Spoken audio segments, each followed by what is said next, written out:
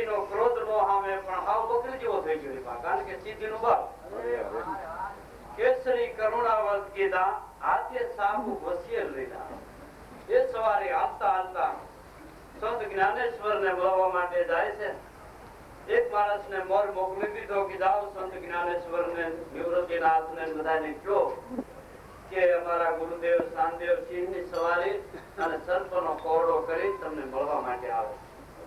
એટલે આને એમ કે બળ કે આ સિંહ નું સર્પ નું નામ લો તાતો ધ્રુજી જાય.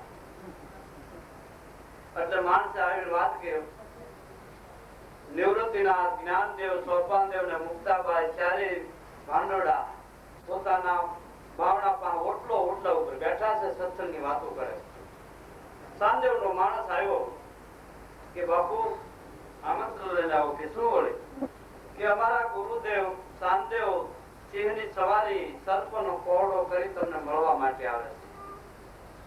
નિવૃત્તિનાથે વિચાર કર્યો, આવા મહાન પુરુષ, આવા યોગી સિંહની જેની સવારી કરીને આપણને મળવા આવે છે, તો જ્ઞાનદેવ ને જ્ઞાનેશ્વર ને કીધું ભાઈ તો આપણે એનું સ્વાગત કરવું છે. આવા મોટા પુરુષો આપણને મળવા આવે, આપણે જેવા નાના માણસો ને તો આપણાથી બને એટલું એનું સ્વાગત કરવું જોઈએ. તો આપણે સ્વાગત માટે તૈયારી કરો. જ્ઞાનદેવ કે બાપુ આપણી પાસે તૈયારી શું છે? ઓટલા ને કઈ હાથ દુભાઈ અમારા ખામિયામાં આપણી પાસે બીજી શું સગવડ છે? ચારે બાંધડા બેઠા છે, ઓટલા ને આજ્ઞા કરી હાલભાઈ અમારી પાસે બીજી કોઈ સંપત્તિ નથી કે એના સ્વાગત માટે અમે કઈ કરી શકીએ, રથ ઘોડા પાલખી શણગારી શકીએ. ઓટલા ને કે હાલભાઈ અમારું એટલું કામ કરે. ઓટલો જડ વસ્તુ ઉપર ચારે બાંધડા બેઠા છે અને જડ ઓટલો હાલી અને શાનદેવ હજાવે છે. સિંહ ની સવારી કરી સર્પનો કોરડો છે. આપડા ફાફડા થતો હોય ક્યાંય મગજ તો ઠેકાણે નહીં, ચારો કે ચક્કર ઉપર જોતો આવે, કારણ કે હું કોણ? આવું છે ને અહંકાર આટો વાટી ગયેલું. એટલે આ સવારી હાલી આવે છે ને આ સવારી ને જયારે આ પુરુષો ને ત્રણેય ચારીને આવતા જોયા જડ ઓટલા ઉપર. શાનદેવ ની નજર ગઈ કે આ શું છે? ઘોડું છે કે કઈ બીજું વાહન છે? નિર્ચિંત જોવે પણ આ તો ભોમા પડ્યા વાળો દેખાય નહીં. નજીકના ભાગમાં આવ્યા ત્યારે શાનદેવ ને એમ થયું કે આ તો જળ ઓટલા ને હેક્યું.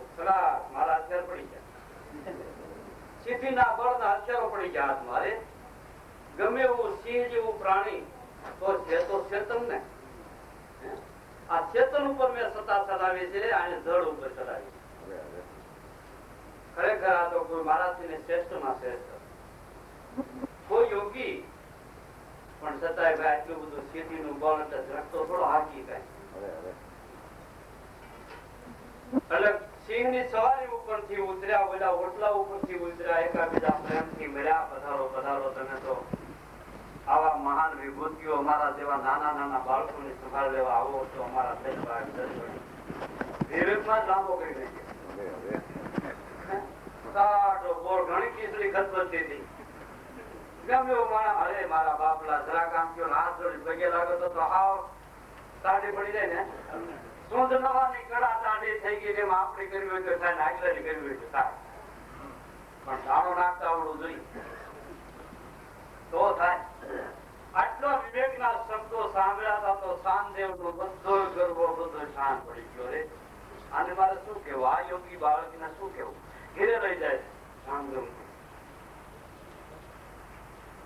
બસ આને નક્કી થઈ ગયું, મહારાજ મને આત્મા વિશેનો બોધ આપો. જ્ઞાનેશ્વર કહે છે ના ભાઈ મુતાવળું ન થવાય, પણ તમને બોધ અમારા બેન છે ને મુક્તાબાઈ એ આપશે ને એ તમારા ગુરુ લાયક છે. તો હજરી વાત થઈ જાય.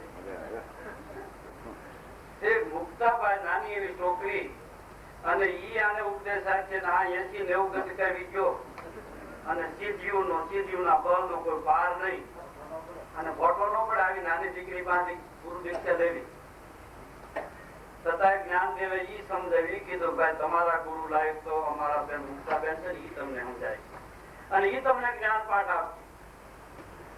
બહુ સારું, એનો તમે સત્સંગ કરો એનો તમે થોડોક સમાગમ કરો. જ્ઞાનેશ્વરના કહેવા પ્રમાણે બસ શાંતદેવ તો મુક્તાબાઈ ને મોઢેથી વાત સાંભળે. એમાં ગુરુભાઈ સ્નાન કરવા બેઠેલા અને શાંતદેવ જાય. મુક્તાબાઈ ને લગ્ન જોઈને પાછા હટી ગયા. મુક્તાબાઈ કીધું કે આ નુકરો પણ જ્યાં જોઈને આ મોર ને મોર ઉડાણો હોય. શુક્રવાર બધું થાય છે સિદ્ધિનું બળ હટાડવા માટે. એકાબીજાના બે યોગી છે આને સિદ્ધિનો યોગ છે. એમ પણ સંત જ્ઞાનેશ્વર યોગી છે. એક આત્માની સિદ્ધિને પામેલો આ યોગી છે. ફક્ત બેમાં ફેર હું હતો કે શાંતદેવમાં અહંકાર આટો વાળી ગયેલો હતો, જ્ઞાનદેવમાં એનો અભાવ હતો. આને અહંકાર હતો અને ઓને એના અહંકારનો અભાવ હતો. બીજું કાંઈ ફારફેર નહોતો. આટલું જ ફારફેર ને આટલું જો નીકળી જાય જો હું તો આ યોગી જ હતો પરિપૂર્ણ. શાંતદેવ ને ભાન થાય છે અને મુક્તાબાઈ ખરેખર એના ગુરુ થાય છે. એટલે આની કસોટી કરવા માટે જ્ઞાનદેવે શાંતદેવને કીધું કે તમારે જો ગુરુ દીક્ષા લેવી હોય, ગુરુ મંત્ર લેવો હોય તો કાલ સવારે પ્રાંત કાળે તમારે એક જીવનું બલિ આપવું પડશે. એટલે શાંતદેવે તો એનો શિષ્ય સમુદાય હતો એને બધાને હુકમ ફરમાયો કે ભાઈ કાલે પ્રાત કાળે તમારે જેને બલિદાન દેવા માટે તૈયાર હો એ મને મળજો પ્રાત કાળે. આ ઉપદેશ તો ગુરુ ને લેવો, આપણે થોડો લેવો અને આપણે જેનું બલિદાન દેવા જવું. જે પાસે આવ્યા હતા ને હોના વારણું પડે મારી બેઠા. જે શિષ્ય સમુદાય હતો આને કહેવાય ચેલા. 100 વીઘાના નંબરમાં પીડ્યા હોય ને બે ચેલા ડાવડા તો 100 વીઘાની જમીન દઈ નાખે વાયવા જીવ નો લેવાય. એટલે એને કહેવાય ચેલા. અને ગુરુ નામ વસન લીધા પછી જે કાંઈક પોતાની રીતે બને એટલું નામનું રેડી પાડી અને કાંઈક કીર્તિ મેળવે એને કહેવાય સેવ. કોને કહેવાય ભટકાણા, કોને કહેવાય મળ્યા. આટલો ફેર. અને બધા એ ભાઈ કલ્યાણ કર્યું કે ભાઈ 7 વર્ષનો બોધ તો ગુરુ ને લેવો, આપણે ક્યાં લેવો. હાલો શાંતદેવ સવારે નજર કરે તો મેદાન સાહેબ કે મારે ક્યાં ગયા બધા એકલા વધ્યા. જ્ઞાનેશ્વર પાસે કે છે મહારાજ બલિ દેવા માટે તો હું એક વિડિયો છું, કહેતા હોય તો મારું ડોકું ઉતારી દો પણ તારું ડોકું ઉતારી દો પણ મારે સમજાવું કે ને મારે મેં તો કોઈ અન્ય જીવનું કીધું હતું, તમારું ક્યાં કીધું? કારણ કે આને આગા કહેવાતા બીજું કઈ નહોતું. આ ખેતરમાં લડતા હતા આગા. કારણ કે ઉપદેશ ને લાયક સાથે વેગ હતો. આ ટોળા તો બધા ખીચડી ખાવા ભેળા થયા હતા. આ રીતે શાંતદેવ નો ને જ્ઞાનદેવ નો એકાબીજાની જ્ઞાન ગોષ્ઠી. તેની માલિકા શાંતદેવ પણ સિદ્ધિ નો ભરપૂર ભરેલો. આ યોગી મહાત્મા એક જ્ઞાનની આગળ હારી જાય છે. આપણા મહાત્માઓ આપણને સમજાવવા માંગે છે. આ જ્ઞાનદેવ ની ઉંમર 20-22 વર્ષની થઈ. એટલી 22 વર્ષની વયની માલિકા તો જેને એટલા બધા પુરાણોનું શાસ્ત્રોનું રચન કરી નાખ્યું. આજથી નીકળી અને આ જ્ઞાનેશ્વરની મંડળી જયારે પાછી આપે ગામ આવવા માટે તૈયાર થાય છે એના વતનમાં, ત્યારે રસ્તાની માલિકાએ ગામમાં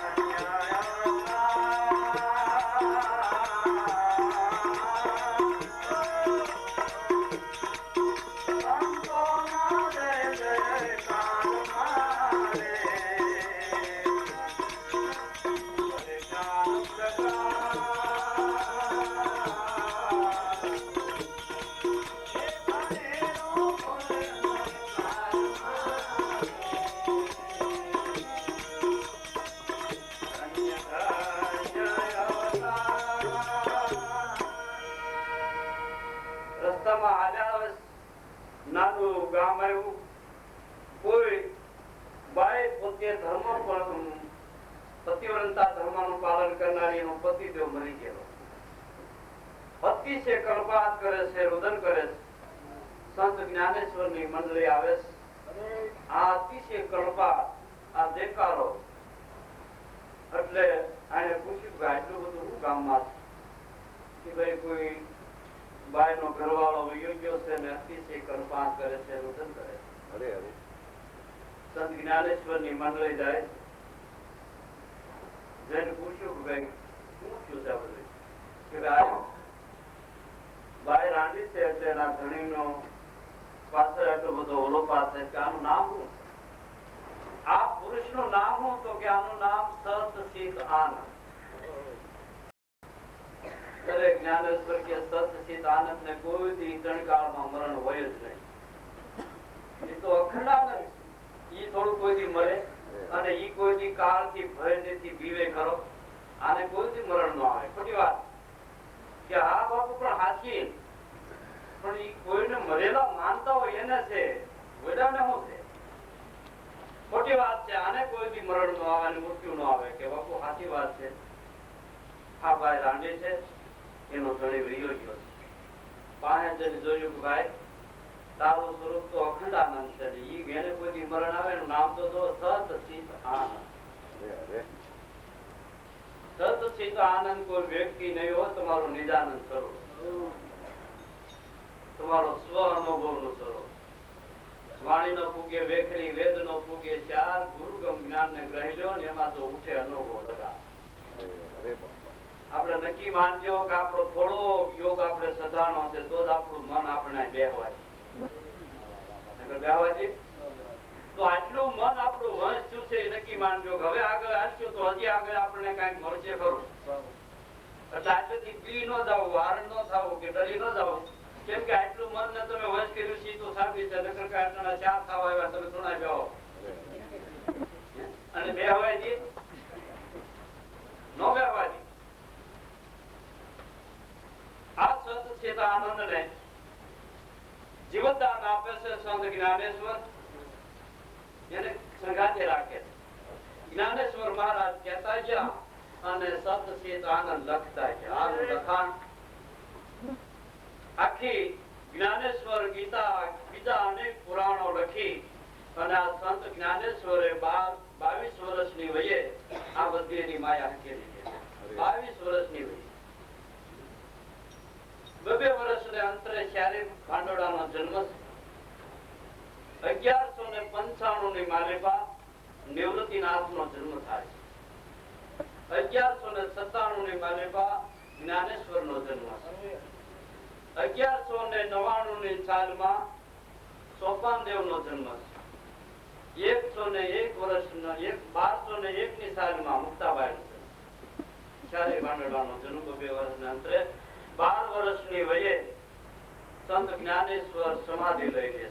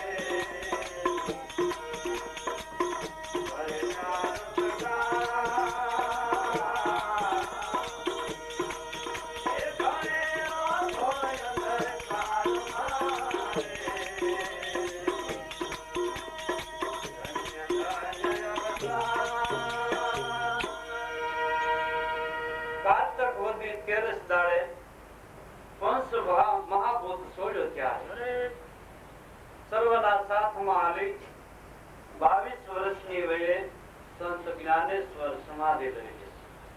22 વર્ષના અંતરની માલિકા તો જેને સર્વસ્વ સકળ શાસ્ત્રનો ભેદ જેને ગ્રહણ કરી લીધો, જાણી લીધો અને પોતાની આત્મા સ્થિતિને પ્રાપ્ત કરી લીધી, આ બધી કેવળ કૃપા ગુરુ. એ બધો પ્રતાપ ગુરુ કૃપા. એ સિવાય આ વસ્તુ બનતી નથી. એ તો આપણા સંતો મહાપુરુષોના જીવન ચરિત્રો આપણને એક ધર્મનો જ્ઞાનનો પાઠ ભણાવી અને એ પાઠ જો ન ભણાય, ભણતા ભણતા જો આપણને ન આવડે કે ન કદાચ ખ્યાલમાં આવે તો પછી જિંદગી આખી એમને કદાચ બોલી બોલીને કાઢવી તો પછી ગાળું નાખી નાખીને જન્માનો યોગ્યો અને હાસિલમાં કાંઈ ન રહ્યું તો મનુષ્ય અવતાર મળ્યો એ વ્યવસ્થા કહેવાય. જો એનું કાર્ય સિદ્ધ ન કરી શક્યો તો અવસ્થા ગયો. આ છેલ્લા દશકાનો ખેલ એને જીતવો મુશ્કેલ. આ છેલ્લા દશકાનો ખેલ જીવનભર વૈરાગ કમાયા સમદમથી ભેળો કરે, તપસી લપસી પડ્યા અંતે જેની વાસના બોરમાં રહેલા આ છેલ્લા દશકાનો ખેલ. જગતગુરુ શંકરાચાર્ય 35 વર્ષની વયે સકળ શાસ્ત્રના ભેદનું પઠન કરી અને આખા ધર્મનો ઉપદેશ કરીને જેની માયા હકેલી લીધી. આવા નાના હોય તોય શું, અને કદાચ 80 વર્ષ માથેથી આળગોઠિયા મારી ગયા હોય તોય શું. નાગનું કશું ભલેથી નાનું હોય, અરે સૂર્યબિંબ ભલેની નાનું હોય, જોવામાં નાનું લાગે છે, પણ તમારા પૃથ્વીના એક ગુફાઓમાંથી અંધકારનો નાશ કરી નાખે. એમ આ નાનું તોય નાગનું બસું સંત જ્ઞાનેશ્વર 22 વર્ષની વયે આટલી જેને જ્ઞાનની પ્રાપ્તિ કરી, ગુરુની સેવા કરી, ગુરુ કૃપાને પાત્ર બની અને આ પદને પામી ગયા છે. હવે આ કણે આપણો ટાઈમ થવા આવ્યો છે.